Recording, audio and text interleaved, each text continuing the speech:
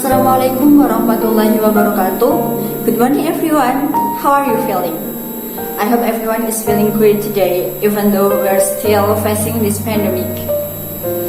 Today, I'd like to share you the most important thing happened in my life. So, this story is about my father's death.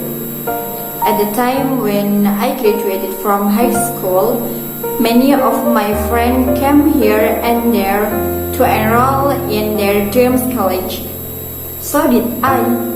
I took various extra lessons and never came home. Incidentally, at the time, I was living in the pesantren and waiting for graduation from the pesantren before I was allowed to go home. I am the last child. All my needs are always met by my parents, especially my father. He always tries to make all the parts of life that I go through are in good condition. Various exams had passed, and I was finally able to go home. However, everything changed when I found out that my father's condition was getting worse due to diabetes and turned into complications. It made his whole body swollen and was difficult to move. It's hard for him to even breathe. Then he was hospitalized for a whole month. I remember very well. It was the month of Ramadan. Every day nurses and doctors come to my father to take a blood sample. But there is no part that can be injected except the groin. His whole body was filled with fluid. While accompanying my father to the hospital, I was still asked to register for various college entrance exams.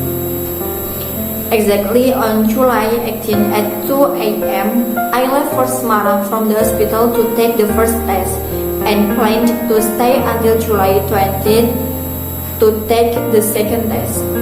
However, on Friday, July 19th, I was notified by my family that my father had died. I rushed home to see it for the last time. My world is dark, hopeless. Everything was lost with the passing of my father. However, as I remember all of my father's advice, I slowly rise from the slum. The saying is true that almost everyone is ground by circumstances. That's how I feel. I regard this as my milestone because this is a situation that broke a big change in my life. At first, I was a spoiled child and very dependent on others. But after my father's death, I tried to be a strong, independent person and didn't want to be a burden to anyone, including my mother. From that moment, I learned that everything that happens is God's decree. Everything that happens is for our good. We should not dissolve in sadness because it will close our eyes to all the goodness that God has given us. Well, that's all of my story. I hope my experience can be a lesson to you. Thank you for listening. Assalamualaikum warahmatullahi wabarakatuh.